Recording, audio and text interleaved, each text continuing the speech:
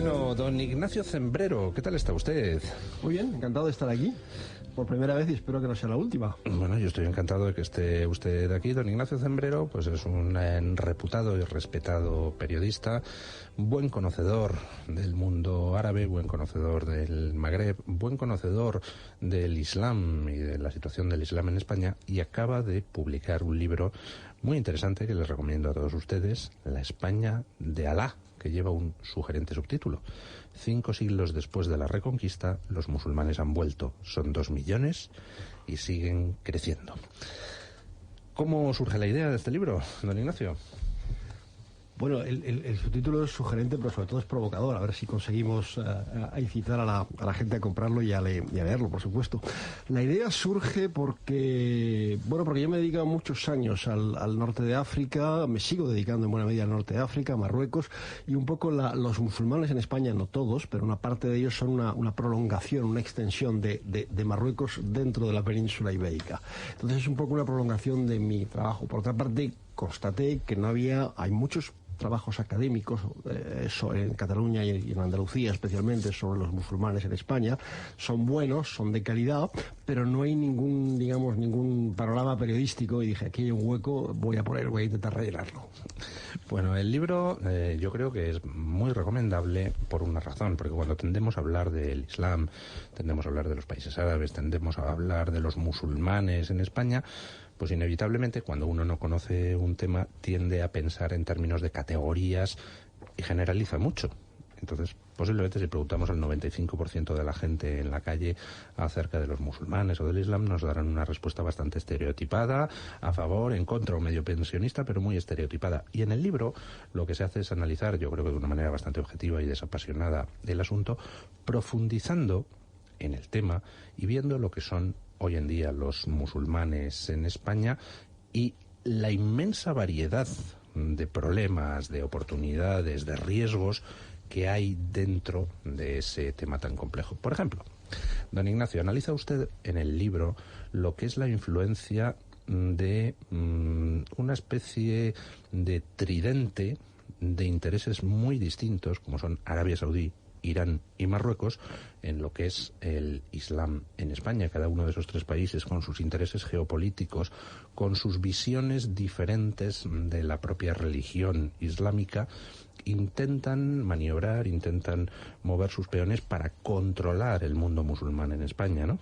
Sí, absolutamente, así es. Los 3 ahí están. Hay otros actores secundarios, también vemos ahí aparecer a Kuwait o a Emiratos Árabes Unidos, pero digamos que yo diría los 2 principales son Arabia Saudí y Marruecos. E Irán es una llegada reciente, por un lado a través de su televisión en español, Hispan TV, con la que colabora el amigo Pablo Iglesias, por un lado. ¿A quién dedica usted un capítulo del libro? Sí, a quien dedico un capítulo del libro, porque además me da pie para contar un poco todas las rivalidades que hay en España y en el mundo de habla española entre Irán y Arabia Saudí. Sí, los principales protagonistas son sobre todo Arabia Saudí y Marruecos, y yo creo que Arabia Saudí juega un papel nefasto, y Marruecos tampoco es que juegue un papel muy positivo, pero desde luego aquí el principal problema es sin lugar a dudas Arabia Saudí, que ha difundido, que ha propagado un Islam wahabita, salafista, que yo no digo que sea exactamente terrorista, pero que en muchos casos es la antesala del terrorismo, es el primer paso, y aquel que no se queda satisfecho con el wahabismo da un paso más y puede acabar empuñando las armas. Yo creo que es un Islam que nos perjudica a todos, pero que perjudica por supuesto a aquellos que lo practican en los países europeos, pero también que perjudica a las sociedades europeas. Hay otras variantes del Islam que me parecen absolutamente compatibles con los sistemas democráticos, que no tienen nada que ver con el terrorismo, etcétera. El salafismo y el wahabismo, pues la verdad es que no me entusiasman. De hecho, menciona usted en el libro, cosa que yo desconocía, hablando de la relación de Arabia Saudí, el wahabismo, el salafismo con el terrorismo, menciona usted esas páginas secretas del informe sobre el 11S, que el gobierno americano clasificó como secretas, que no se conocen, de las que ha habido alguna filtración y en las que se apunta precisamente a responsabilidades mucho más obvias de las que ya conocemos de lo que serían las estructuras de poder saudíes en aquel atentado del 11S. ¿No? Efectivamente, eso está todavía clasificado, yo creo que se acabará desclasificando. Así lo decidió el gobierno, la administración del presidente George Bush, probablemente para no tensar las relaciones con un aliado, y esas 28 páginas del informe redactado conjuntamente por la Cámara de Representantes y el Senado de Estados Unidos, esas 28 páginas que no han salido a la luz, apuntan evidentemente a una responsabilidad saudí en la financiación de los atentados del 11S. Después no se sabe muy bien a qué nivel llega esa responsabilidad, porque las páginas no han sido desclasificadas. Podría ser una responsabilidad a nivel subalterno, quiere decir que no se tomaron las decisiones en el máximo nivel, en la cúpula del reinado saudí, pero desde luego apuntan a una responsabilidad saudí. Sí. Hablaba antes de la variedad del Islam en España y, por ejemplo, ese aspecto, el hecho de que hoy en día, por ejemplo, Arabia Saudí, digamos, la visión de la religión que se trata de meter en España a través de las mezquitas controladas por Arabia Saudí es más peligrosa hoy por hoy que la que viene a través de Irán. Es algo que a mí me ha resultado muy, muy curioso. En el caso de Marruecos se mezclan los intereses geopolíticos, bueno, pues Marruecos es nuestro vecino, a veces conflictivo. Narra usted algunas cosas muy interesantes en el libro, como por ejemplo esas películas de espías infiltrados en un consulado.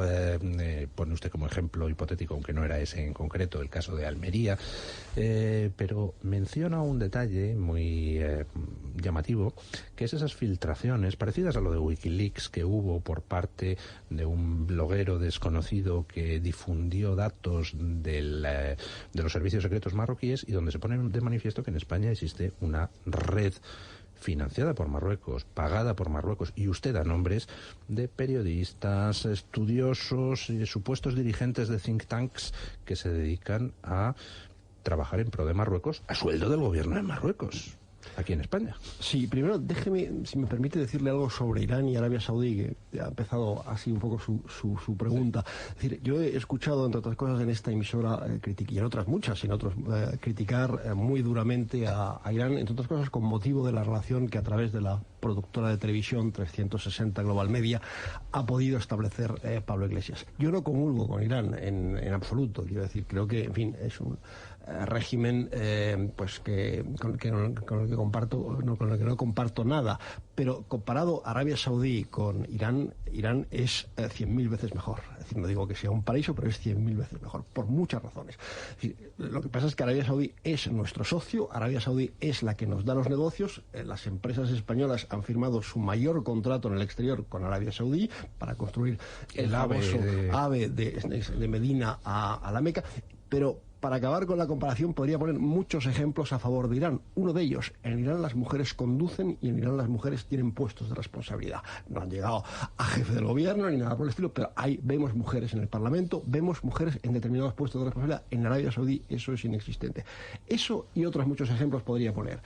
Desde luego, en fin, yo no soy partidario del régimen. Le hemos entendido, es simplemente bueno, comparativo. Ahora, volviendo a Marruecos, bueno, yo creo, hemos visto efectivamente, es decir, esto lo hace Marruecos en una serie de países que considera importantes, y entre ellos, evidentemente, está España, está también Francia, está Bélgica, donde hay una importante inmigración marroquí, que, como hemos visto, a raíz de los atentados de Bruselas de marzo. Y efectivamente, aquí hay una serie de periodistas o de miembros de think tank y también de empresarios, pero eso salen menos a la luz, que, digamos, tienen una estrecha relación con Marruecos, como por ejemplo los que van todos los años a la cuarta comisión de Naciones Unidas, que se reúne en septiembre-octubre en Nueva York para debatir los temas pendientes de descolonización, uno de ellos el Sáhara. Y estas personas, que son españolas y que son elegidas por varios departamentos de Marruecos, algunos por el Ministerio de Asuntos Exteriores,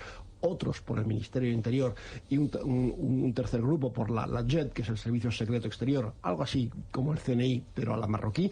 Pues estas personas van a Nueva York con todos los gastos pagados y encima reciben un sueldo todos los meses, todos los días, por defender la marroquinidad del Sáhara en Naciones Unidas. ¿Cuánto cobran? Yo no lo sé.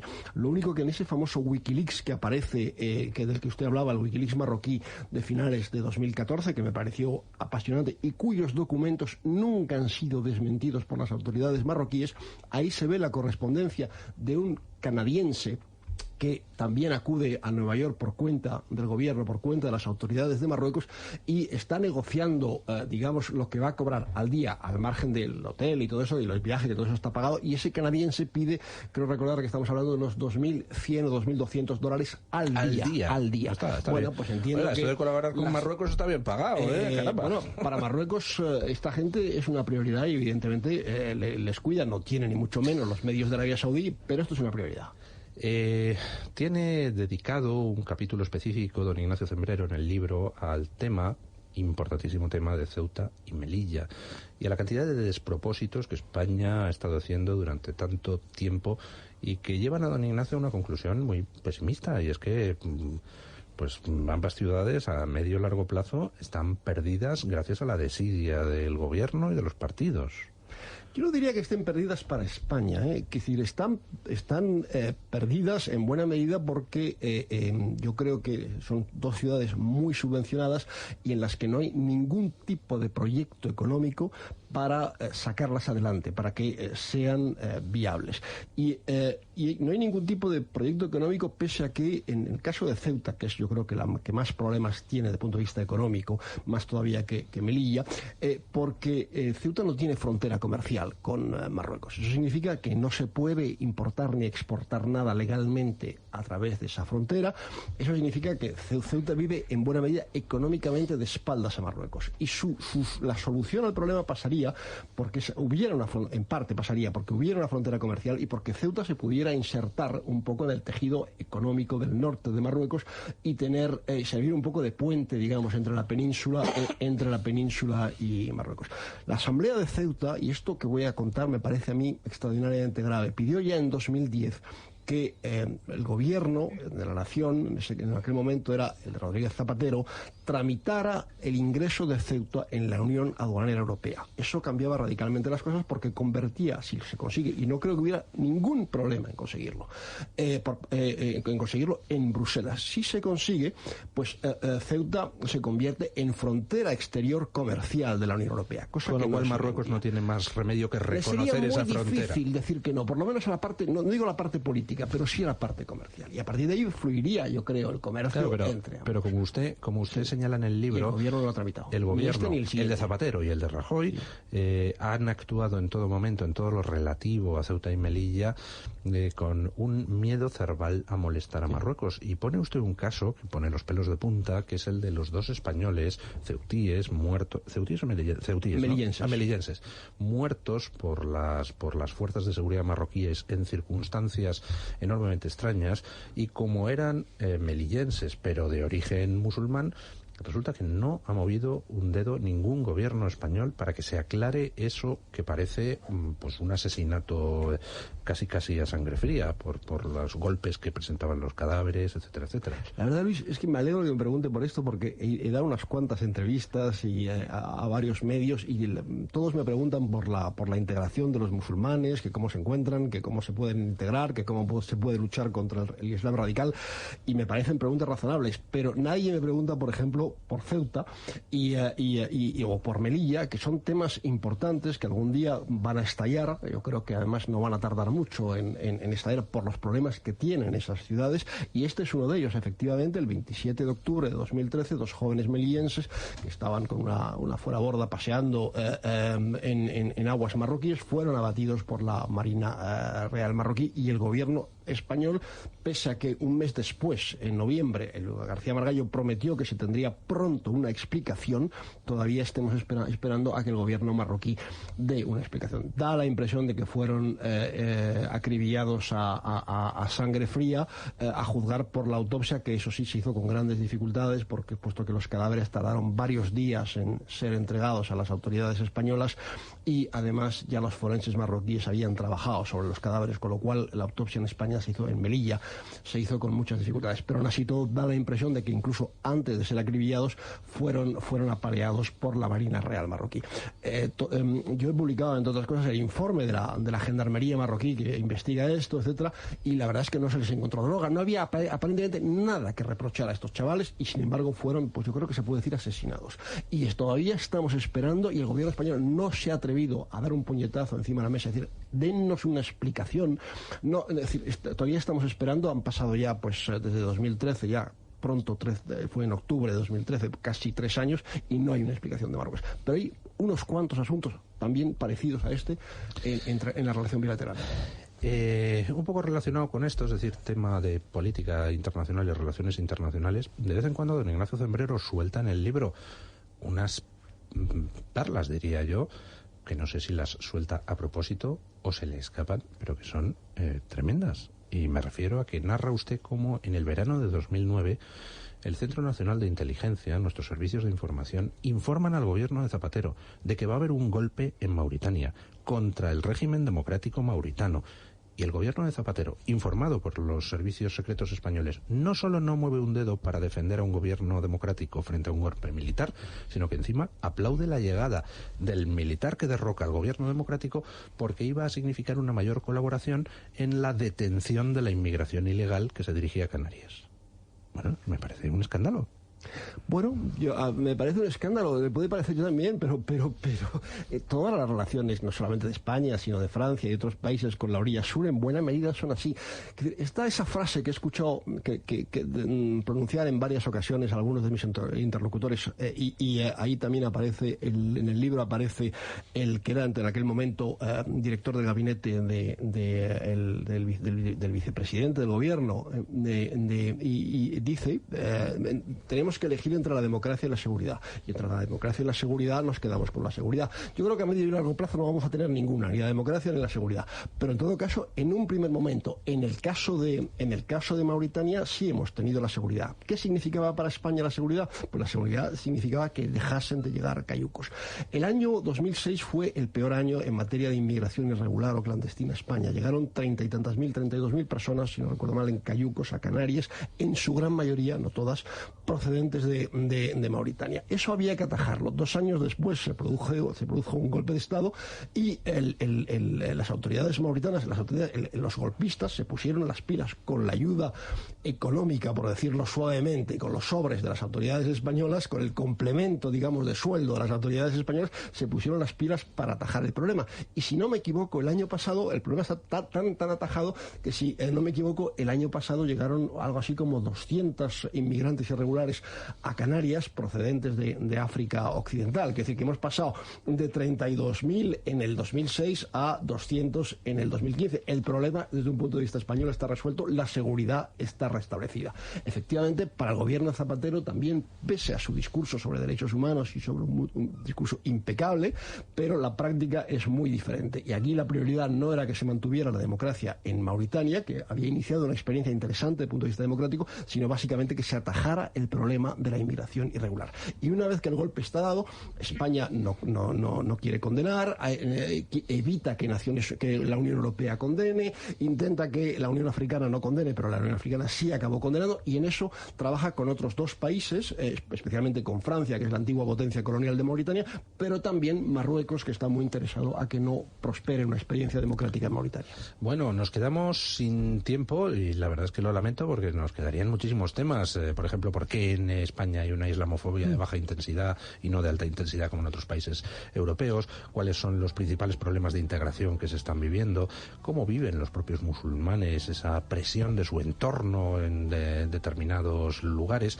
Bueno, todo eso lo trata el libro de don Ignacio Zembrero, que les recomiendo. Yo no tengo por qué estar necesariamente de acuerdo con todo lo que don Ignacio Zembrero dice en el libro, pero me parece un análisis interesantísimo, muy objetivo.